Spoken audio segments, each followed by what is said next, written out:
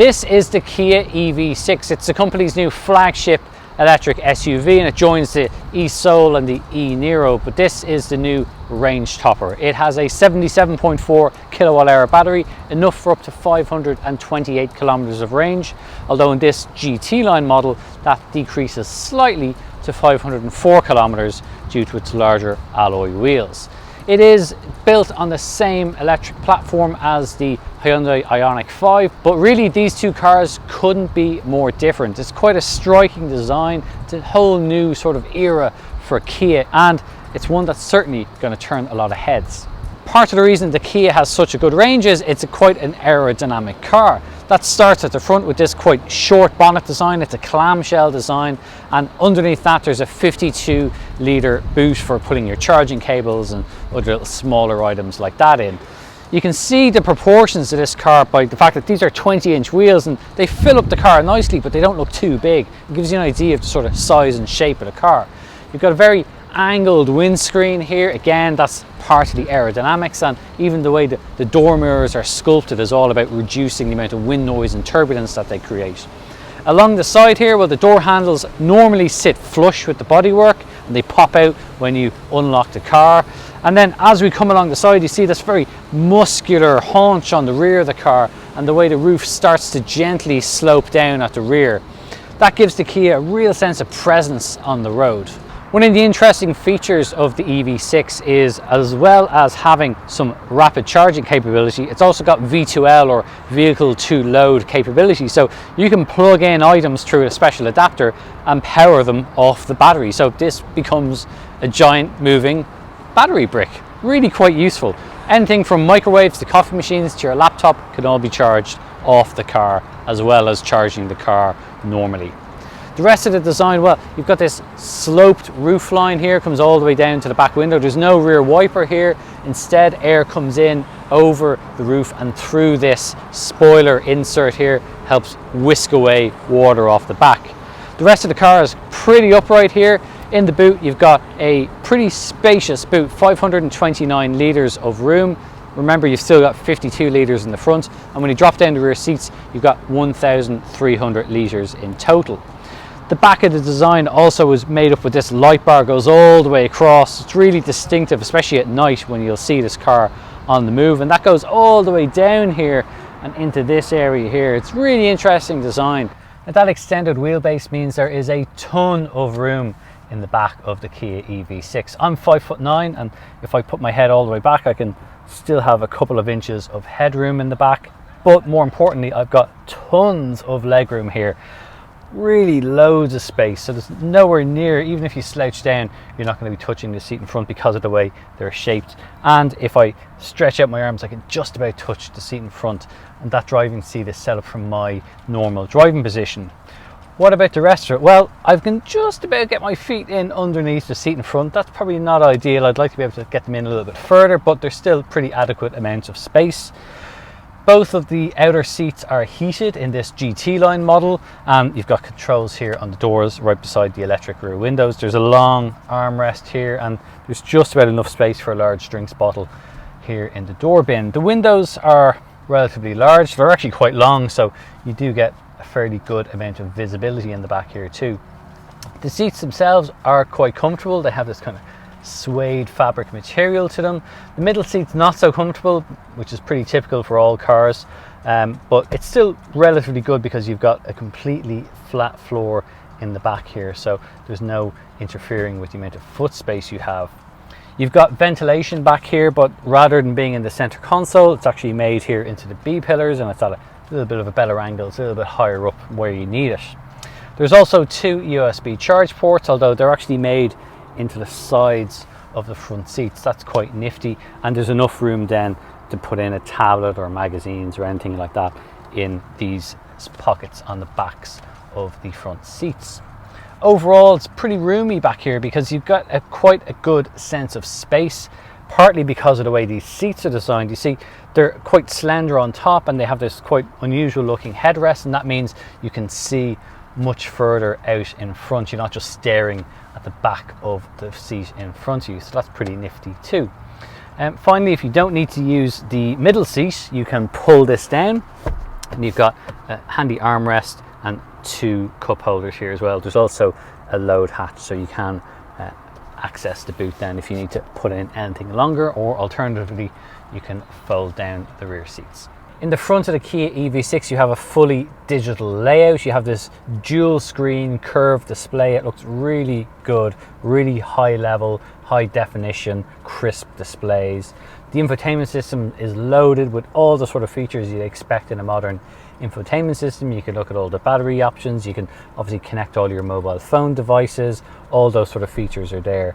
And also this lower screen does away with some physical controls. You still have a couple of dials for adjusting for temperature, but these actually change according to what your menu is. So if you want to select your fan, you just touch this and it will give you different displays, and then as you go through different functions you can then enable different functions from the same control. So the menu will change according to what you're looking to do.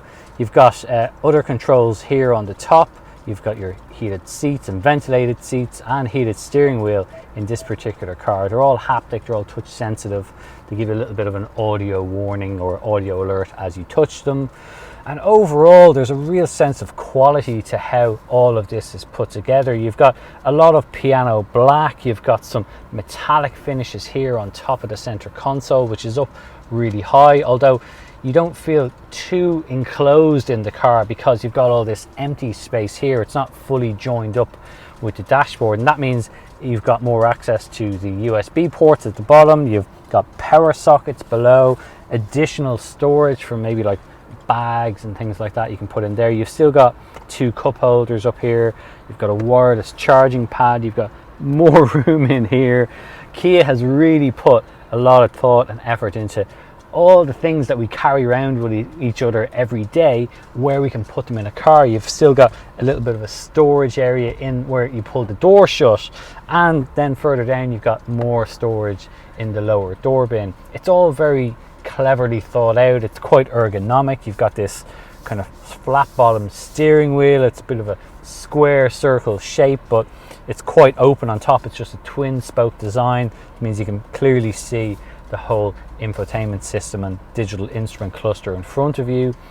You don't have any traditional gear selector in here. You just have this rotary dial, and even the way the start button here, which just has the EV button on it, is angled towards you as well. So as soon as you get in, all of the sort of things immediately are where you expect them to be.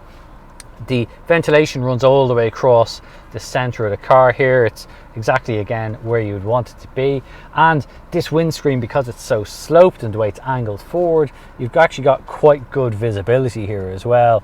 You've got relatively slender A-pillars, so they don't obstruct your vision too much, and overall there's pretty good vision outwards. Rearwards it's a little bit limited because obviously the way the rear of the car is designed, but when you do need to park, for example, if you don't want to use the automated parking features, you still have a really good reversing camera. It's crystal clear, so it's no real complaints in that respect.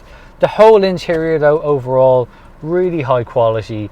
It's really so different from the Kias that we're used to seeing from 10-15 years ago. This is really top-notch stuff. It's got the right blend of modernity, tech. There's still some really nice textures and materials used. None of it, anywhere you touch, none of it really feels especially cheap, so that's quite good as well. This is definitely one of the more interesting electric car interiors, but there's one other really neat feature. That is, when the Kia is plugged in and you want to have a nap, or maybe you want to charge, you can just press the electric seat and it fully reclines just like on a first class flight. So while your battery's charging up, you can have a nap. As generous as Kia has been with its interior space, it's also been just as generous in terms of how that suspension setup is, because this is a car that rides very, very well. It's not overly firm, even though this particular car, the GT line model, is running on 20-inch wheels. Normally that just is detrimental to ride quality, but in this car it's actually set up to be relatively supple over more harsh bumps like speed humps, but actually on these faster sweeping roads body control is very, very good. All that weight is obviously very low down, but it manages all that weight very, very well. There's no real amount of lean to talk about, and the front end tucks in quite nicely actually. It rotates well through corners.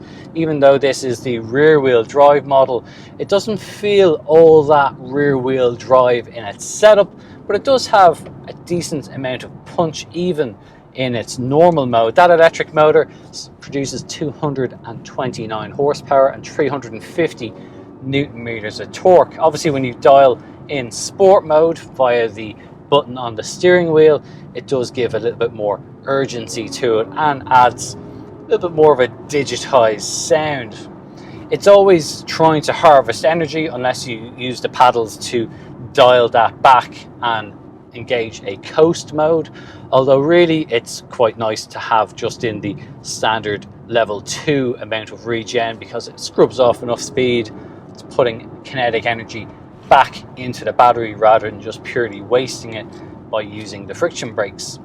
It's noticeably slower when you engage eco mode. It really does take the edge off the electric motor, but doing that will obviously help you get closer to that range of 528 kilometers. Now, this particular one is only capable of up to 504, mainly due to those 20-inch wheels. In the real world, you probably will struggle to get that range figure all the time unless you're primarily driving in slow urban or city traffic. Over the mixture of driving today, which included motorway sections, mountain roads, and everything in between, the car has averaged 23.6 kilowatt hours per 100 kilometers, which isn't bad. We have been using that sport mode quite a bit, and there's been a lot of stopping and starting and filming. It generally on the motorway, using the real-time readout, was registering between 21 and 23, and that was driving pretty much at 120 kilometers an hour. Obviously having things like the aircon on, even the ventilated seats on, because it's a little bit warm here in Spain. It rarely went above kind of 24 kilowatt hours per 100 kilometers on the motorway, so you can work back from that with a 77.4 kilowatt hour battery what you could potentially expect to get, although the weather is quite warm here at the moment. So in a much colder climate such as Ireland, we'd expect in winter that range to drop quite a bit more, but still there's a lot of potential there. Kia is only going to offer this battery in Ireland. It's not going to offer any of these smaller batteries. The rationale for it basically is that they realize everybody is a little bit concerned about future residual values, and most people will want to have that bigger battery. There's good levels of noise suppression in here. Even on the motorway, it's pretty quiet, and any road noise is, to be honest, nothing more than a distant rumble. But it's the ride quality that really stands out with this car. It does do everything quite well, excepting that we're on slightly nicer and more evenly paved roads here, but there's been some more coarse sections of tarmac and it hasn't fallen apart here. It's been very composed in how it sorts out those kind of frequencies, and then obviously on the faster stuff it just keeps a lot of composure there. So I do quite like how they have found that balance in suspension setup. The steering has a nice amount of feel to it as well. Even if you engage the sport mode, it doesn't get loaded with artificial weight as if you're trying to steer through a vat of treacle. So that's our first drive review of the Kia EV6. It's got a lot of competition, namely the Hyundai Ioniq 5, but also things like the Skoda Enyaq, even the Tesla Model Y. If you want to know more about this car, head over to our website, which is CompleteCar.ie. You'll find a detailed review of the EV6 along with pricing and specification there, not to mention reviews of all of those rivals as well. If you've enjoyed the video so far, please do give it a thumbs up, but more importantly, we'd love to know what you think about this car. So please do tell us in the comments below what your thoughts are about this Kia EV6, and maybe whether you think it's worthwhile considering this or some of the competition. In the meantime, please do also subscribe to the Complete Car YouTube channel if you do already. Thanks for watching, and if you're new, please do hit the subscription button and hit the notification bell then you'll be alerted to the next time we upload a video. For CompleteCar.ie, I've been Dave Humphreys. Thanks for watching.